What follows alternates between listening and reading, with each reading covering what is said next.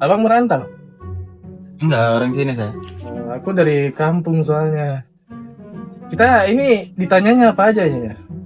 Enggak tahu sih, soalnya saya cuman itu langsung diterima atau enggak gitu. Aku dari tamatan itu Bang di Yaman. Abang tamatan mana? Enggak, saya belum kerja. Cuman ada pengalaman 30 tahun konstruksi. Oh iya, aku ada di konstruksi juga. Aku dulu ya Bang. Oke lah, aman bang. 138. Assalamualaikum. Siapa yang suruh kamu duduk? Berdiri aja. Oke. Jadi kamu mau daftar di posisi apa? Saya lihat loker Bapak di Facebook Pak. Jadi gajinya cukup itu. Menurut saya bisa lah apapun Pak. Iya, tapi bidang apa yang mau kamu lamar di perusahaan ini gitu? Nggak tahu Pak, yang penting gajinya tinggi aja Pak, terserah Bapak. Oh gitu ya. Jadi apa yang memotivasi kamu untuk daftar di sini dan apa keahlian kamu? Kalau di kampung saya di Padang saya bisa apa aja Pak. Saya bisa jadi kuli atau mandor Pak. Aduh, yaudahlah kamu keluar aja lah sana, bikin pusing aja. Nggak bisa dipertimbangkan lagi Pak. Ini kita mencari rezeki demi Allah Pak. Nah, terus apa hubungannya sama saya? Biar kita sama-sama mencari pahala Pak. Aduh, pahala? Untuk apa? Sekarang itu butuhnya uang. Mana ada itu? Aduh, nah keluar kamu. Udahlah Pak. Makasih ya Pak. Ngapain salam-salam? Bang, aku balik dulu ya Bang. Udah selesai bang? Enggak, itu harganya kafir Bang. Nggak bisa itu. Waduh.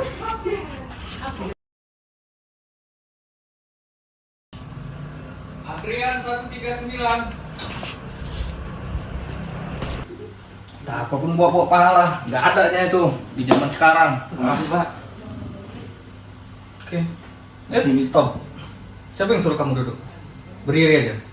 Perkenalkan nama saya Genta Pak. Udah, stop. Apa keahlian kamu?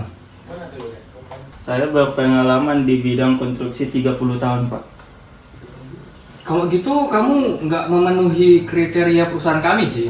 Karena kalau di perusahaan ini minimal itu 35 tahun dan juga harus berpenampilan menarik dan ya itulah harus memiliki etiket yang baik. Bentar ya, ini ada telepon. Ya Pak. Halo Pak, siang Pak. Oh, lowongan ya Pak? Masih ada kok Pak, gitu. Untuk Bapak atau? Oh, untuk anak Bapak? Ada Pak. Besok langsung bisa masuk kerja kok Pak. Hah? Udah di TF nih ke nomor rekening saya. Aduh Pak, repot Pak. Kok Bapak bisa tahu sih? Aduh, saya kan jadi nggak enak Pak. Iya Pak, aman Pak. Kita kan juga udah kenal lama ya Pak. Oke Pak, selamat siang ya Pak. Iya Pak, besok ada Selamat siang Bapak. Udah, kamu bisa langsung keluar aja ya. Baik pak, terima kasih ya pak. Izin pak.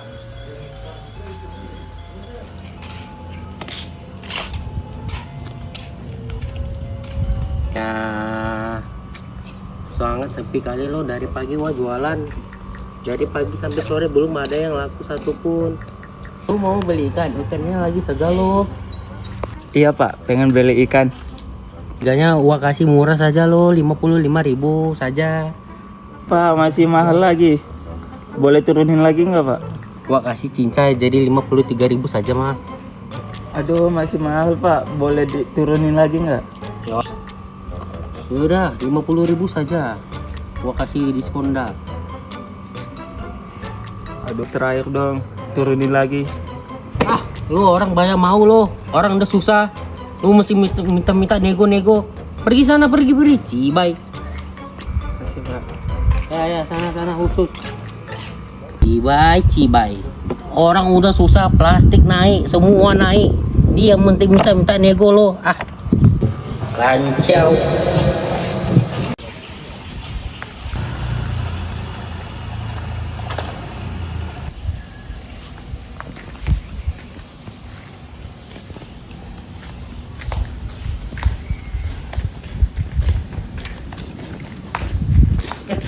Mas Genta, Ya? gimana kabarnya? Gimana kerjanya? Dapat? Belum dapat, Mas. Nah, ini ya saya ada cerita dikit. Pondok saya biasanya kalau gitu, Mas ambil daun sirih. Nah, nanti Mas taruh aja di belakang kepala. Nah, siapa tahu nanti doanya dijabah dapat kerjaan.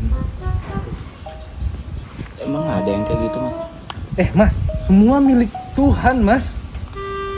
Nggak ada yang nggak mungkin. Apa hubungannya dengan daun sirih di belakang?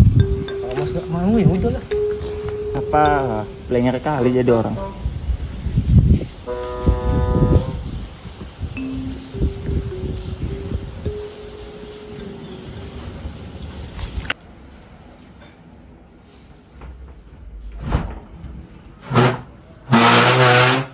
Assalamualaikum.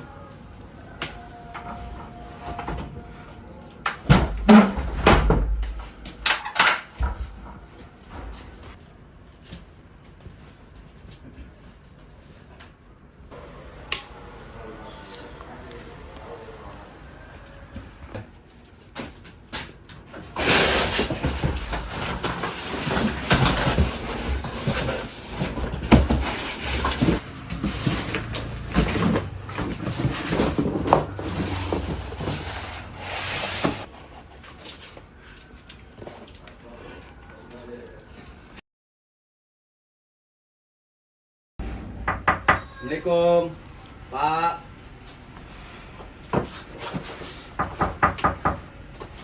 Pak. Ya.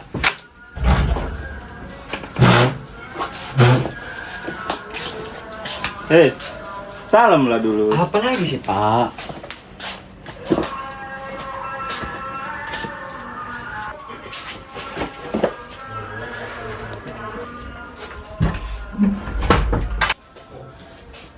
Jadi kayak mana lah sekolahmu itu, nak?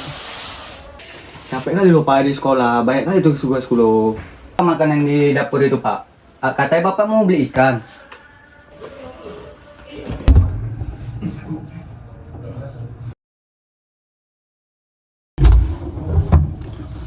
Pak, ini betulan kosong ya, Pak. Kulkas kita betul-betul nggak ada makanan, betul.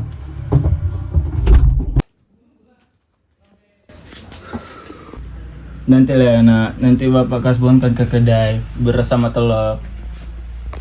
Pak, hari-hari asik makan telur ya. Suntuk tau, Pak. Bosen makannya gitu ya. Lebih bagus MBG juga, Pak, daripada gini-gini aja, Pak.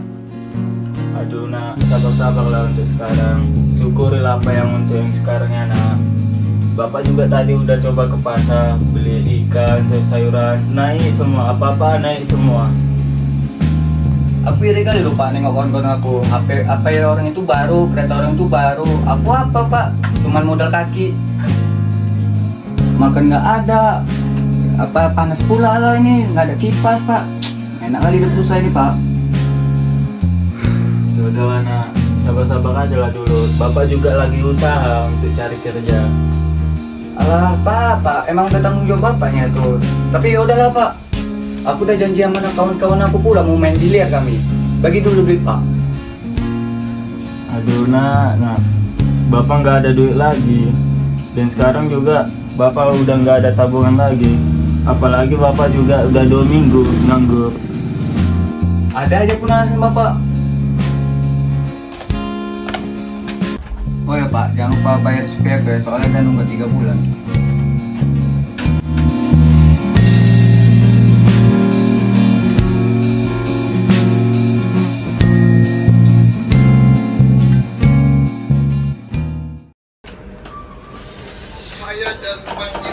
Bingung tuh, aduh, apa maksudnya ini? Oh, bapak udah pulang nih.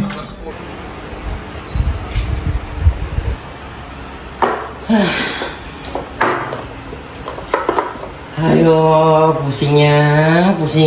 Kalau tiap hari kayak gini, bisa bangkrut lu, ayah. Bapak kenapa? Lu jangan banyak tanya dulu loh. Papa lagi banyak pikiran. Papa mau mandi dulu.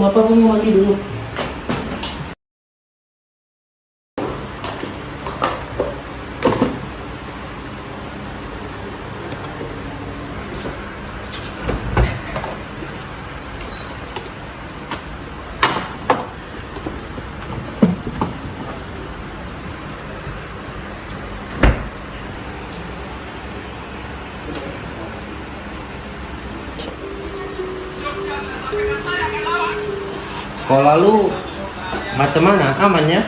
Lu kalau ada masalah, lu cerita sama papa. Aman Pak, tapi SPP-nya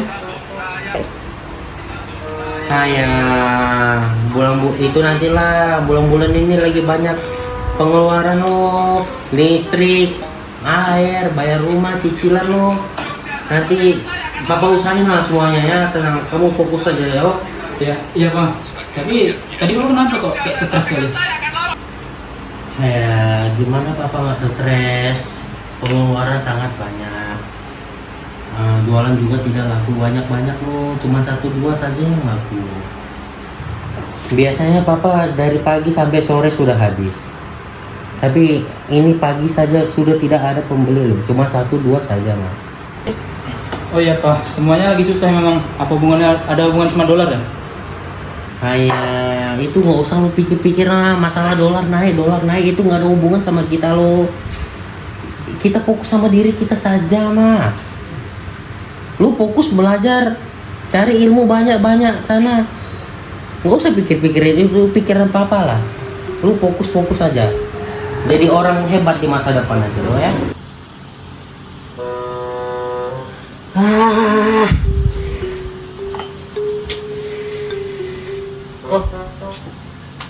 Halo tuh.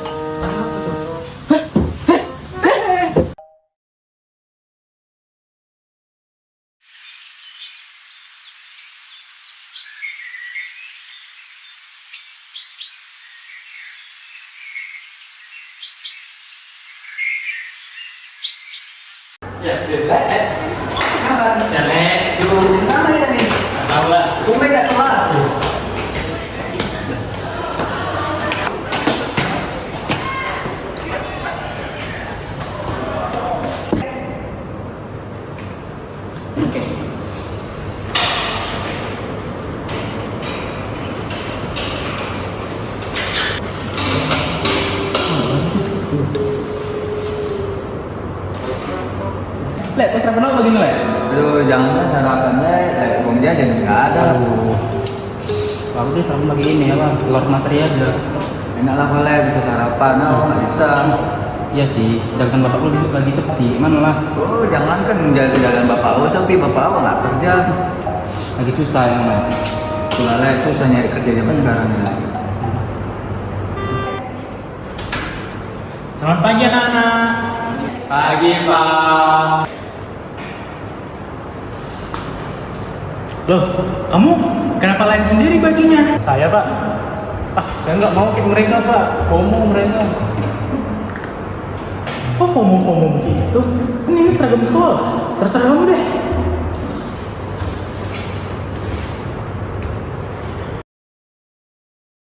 Yang pertama, topik kita hari ini adalah Pancasila sebagai dasar nilai pengembangan ilmu. Sebelum kita memulai kelas ini, apakah ada yang ingin ditanyakan? Oke, kamu siapa namanya? Gilang semua Pak. Oke, apa pertanyaan kamu bilang? Pak, apa kaitannya dengan masyarakat yang sekarang apa susah?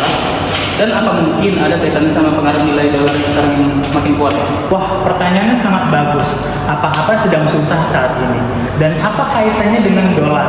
Yang pertama kita harus tahu itu saat kita bertransaksi pada pasar internasional, kita harus selalu menggunakan dolar. Yang dimana dolar itu sekarang sangat amat kuat, terutama untuk nilai tukar rupiah tersendiri. Itu yang menyebabkan di Indonesia sendiri apa-apa saja susah, termasuk bahan pokok, bahan kebutuhan, dan lain-lain. Oke, Bapak minta siswa-siswa di sini mengaitkan dengan ekonomi, apa saja yang dirasakan oleh masyarakat Indonesia tentang naiknya nilai tukar dolar terhadap rupiah? Harga bahan pokok naik pak. Harga impor naik pak. Nggak tahu pak, bapak bisa jelasin? Oke, saya akan jelasin. Tapi yang pertama, teman-teman kamu sudah sebutin yang pertama bahan pokok naik dan bahan impor naik. Saya akan jelaskan selanjutnya. Yang pertama itu yang paling berpengaruh itu suku bunga dan bahan-bahan pokok seperti yang teman kamu sudah sebutkan.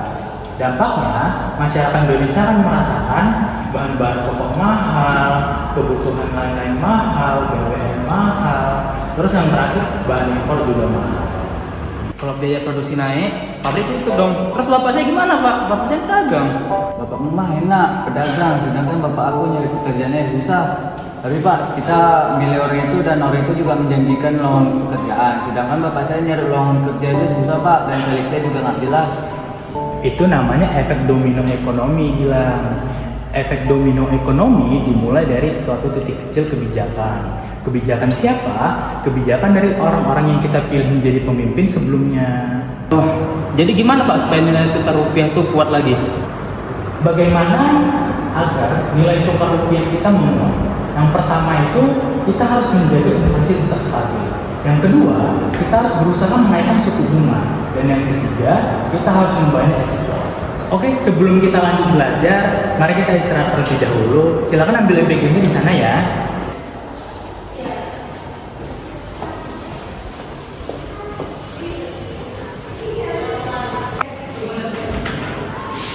Yang background anak-anak.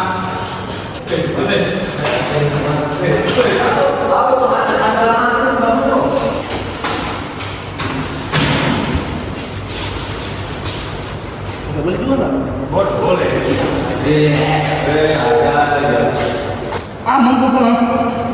Apa yang bisa makan di kali mawar? Nggak ada mana satu pun. Mak makannya enak juga dong. Bisa makan juga kan ini gua.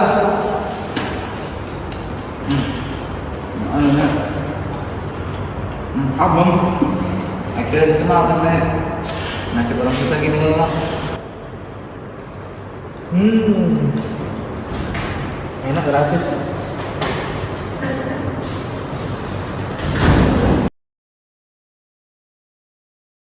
Gimana anak-anak makan siangnya? Enak pak. Gak enak tapi habis makan siangnya. Oke, kita mulai lagi ya kelasnya. Oke, sekarang Bapak mau tanya, apa yang harus kita lakukan agar yang terjadi terhadap keluarga Gilang dan Abi tidak terus berulang? Yang punya itu pak, yang pemimpin punya program yang jelas, cuma iming gratisan gitu. Oke, coba dari Gilang. Tidak menerima berita dari satu sumber aja pak, harus cross check dulu. Belajar yang benar pak, biar jadi pemimpin yang cerdas kita pak. Bener banget tuh yang kalian berdua bilang. Justru itu fungsi asli dari pengetahuan yang dilandasi nilai Pancasila, bukan hanya sekedar untuk cari uang. Dan untuk mendapatkan hidup yang lebih baik dan lebih adil, kita harus mengingat sila pertama, ketuhanan yang Maha Esa, yang dimana kita memiliki tanggung jawab moral di setiap keputusan yang kita buat. Selanjutnya kalian cari tahu sendiri ya. Oke pak. Pesan utama video ini adalah yang pertama, nilai tukar dolar itu bukan hanyalah sebuah isu. Ia menyentuh harga ikan, SPP, lapangan kerja, dan meja makan rakyat kecil. Poin kedua, nepotisme dan korupsi sistemik adalah pengkhianatan langsung terhadap sila keempat dan sila kelima. Poin ketiga, Pancasila bukan hafalan. Ia adalah kompas moral untuk mengevaluasi setiap kebijakan pemerintah. Poin keempat, pemilihan cerdas yang memahami rekam jejak calon pemimpin adalah bentuk pengamalan Pancasila yang konkret. Poin kelima, ilmu tanpa nilai adalah senjata, nilai tanpa ilmu adalah impian. Keduanya dengan fondasi Pancasila adalah harapan. Oh gitu pak. Woi.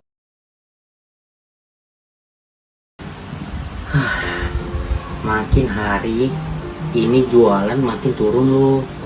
Nggak ada untung, nggak ada rugi, semua ngestak di sini saja mah. Pening. Papa kenapa bang? Kau nggak usah banyak tanya dulu loh, orang lagi pusing kau banyak tanya terus loh. bukannya apa Pak, soalnya tadi aku belajar di sekolah kan, tahu dari Pak Guru. Jadi ekonomi sekarang ini lagi susah. Jadi bagusan jualan online aja. Apa itu online? Papa orang zaman dulu tak ngerti online lo. Papa orang lama tidak ngerti sosmed ini tak ngerti lah. Bukannya apa Pak, kan sekarang zaman digital. Jadi kalau kita nggak ngikutin kita bisa ketinggalan. Nah ini Pak contohnya Pak. Ayah, itu apa lo? Apa macam ini barang? Papa nggak ngerti begini lo? Ini orang-orang jual sayur secara online. Papa bisa jual sayur ke pasar, bisa juga jualan sini. Kan double cuan Pak. Hah? Cuan? Oh boleh lo, lu buat sana. Oke Pak.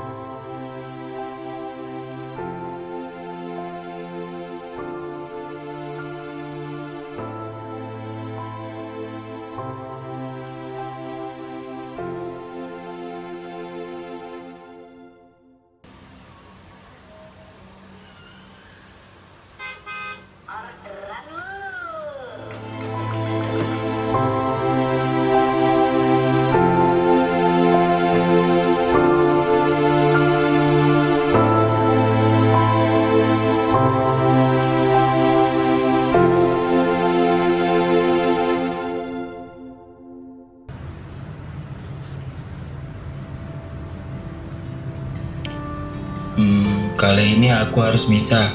Aku harus serius.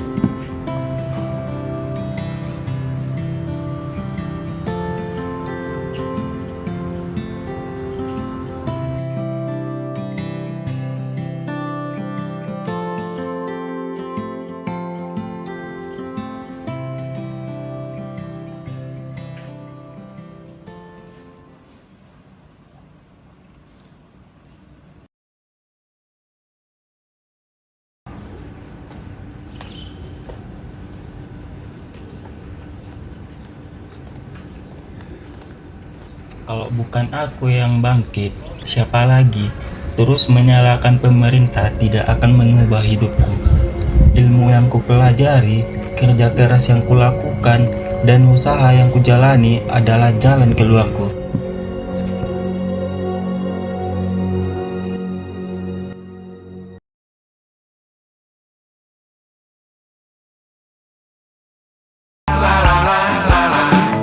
Kerja bakti menyusun neraka, kita miliki bahan bakarnya.